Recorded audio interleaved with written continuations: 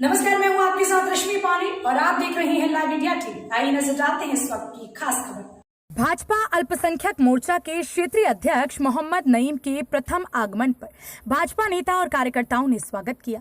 एक दिवसीय दौरे पर पहुंचे अल्पसंख्यक मोर्चे के क्षेत्रीय अध्यक्ष मोहम्मद नईम ने गवर्नर मैरिज लॉन में भाजपा के पदाधिकारियों के साथ समीक्षा बैठक कर आगामी विधानसभा चुनाव में जीत के लिए कार्यकर्ताओं का उत्साहवर्धन किया। कार्यक्रम को संबोधित करते हुए कार्यकर्ताओं को चुनाव के लिए तैयारी से जुटकर मेहनत करने के लिए जोश भरा और कहा कि कार्यकर्ताओं की बदौलत भाजपा आने वाले चुनाव में 350 सीटें जीतेगी। मीडिया से बात करते हुए क्षेत्रीय अध्यक्ष अल्पसंख्यक मोर्चा मोहम्मद नईम ने विरोधी पार्टियों पर जुबानी हमला करते हुए कहा कि भारतीय जनता पार्टी कभी भी चुनाव में कास्ट का इस्तेमाल नहीं करती है।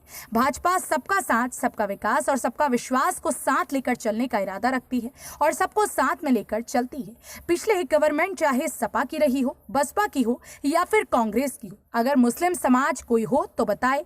मुस्लिम समाज समझ चुका है, अब मुस्लिम समाज उनके बहकावे में नहीं आएगा और ज्यादा से ज्यादा भारतीय जनता पार्टी में आने का रुझान है। ओवैसी साहब की अपनी अपनी विचारधारा हो सकती है, अपनी सोच हो सकती है। ओवैसी साहब के तो आंध्रा में, पश्चिम बंगाल में जहां जहां इस तरह के फैक्टर रहा, उनकी बातों को सीरियसली नहीं ली। यही रहा बिहार का हाल, यही हाल आने वाले उत्तर प्रदेश में। उनको यहाँ बोलने का तरीका है, मुस्लिम समाज उनको कोई प्रभाव नहीं पड़ने वाला।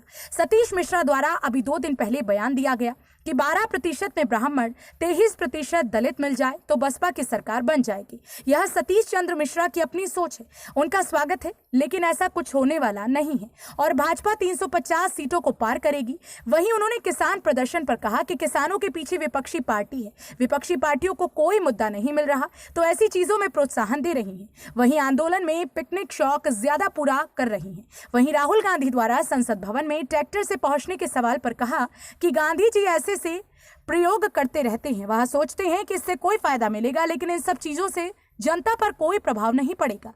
अभी हम लोग की नजर में राहुल गांधी का कोई विशेष महत्व नहीं है। वहीं देश की 130 करोड़ जनता के बीच राहुल गांधी अपना भरोसा नहीं बना पाए।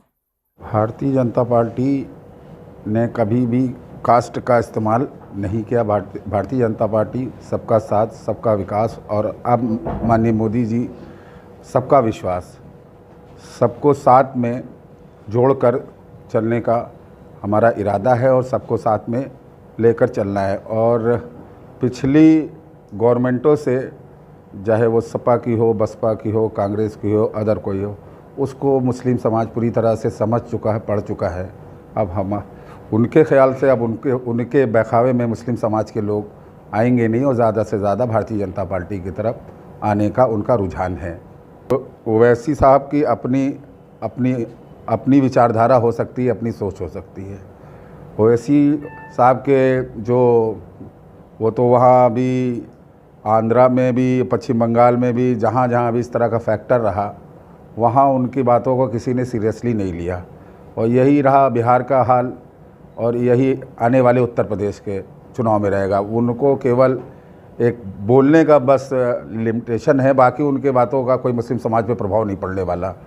सतीश चंद्र मिश्रा ने 2 दिन पहले एक बयान दिया जिसमें कहा 12% ब्राह्मण और 23% दलित अगर मिल जाते हैं तो हम सरकार बना लेंगे। इसको आप किस नज़रिए से लेते हैं? ये सतीश चंद्र मिश्रा जी का अपना व्यक्तिगत आइडिया हो सकता है, विचार हो सकता है, ये उनका अपना गुणागणित हो सकता है, लेकिन हमें नहीं लगता कि उनके इस आकलन में भारतीय जनता पार्टी 350 से ऊपर क्रॉस करेगी। ऐसा आने वाले 22 का चुनाव का नज़ारा दिख रहा है अभी से। अब बैकिंग के पीछे अदर लोगों के पास अब कोई मुद्दा नहीं है भारतीय जनता पार्टी को डिफीट देने का, तो यही सब अदर पार्टियां जो है उसको प्रोत्साहन दे रही इन सब चीज़ों में, और वो अपना केवल वहाँ आंदोलन कम और अपने अदर चीज़ें वहाँ पर पिकनिक कह लीजिए या वो कह लिए शौक कह लीजिए, वो अपना वहाँ पूरा कर रहे हैं। तो आपको क्या लगता, राहुल गांधी कल संसद में ट्रैक्टर लेकर पहुँच गए, इसके ऊपर? राहुल गांधी जी तो हमेशा कुछ ऐसे ऐसे अचीवमेंट करते रहते हैं कि सोचते हैं कि इससे कोई नतीजा निकलेगा। अब क्या बताया जाए, अब उन लोगों की राजनीति अपने किस नज़रिए से है, किस तरह से है, इन सब चीज़ों से लगता नहीं अब इन सब चीज़ों को प्रभाव कोई जनता पर पड़ेगा या लोगों पर पड़ेगा। तो आप शीर्ष नेतृत्व राहुल गांधी भी अपनी पार्टी के कद्दावर नेता हैं, उनको आप सीरियस नहीं लेते? हम लोग की नज़र में वो अपनी नज़र में अपने पार्टी के कद्दावर नेता हो सकते हैं, लेकिन भारतीय जनता पार्टी के नज़र में और ये पूरे 130 करोड़ की जनता के बीच में मुझे नहीं लगता कि वो अपना ये भरोसा बना पाए होंगे।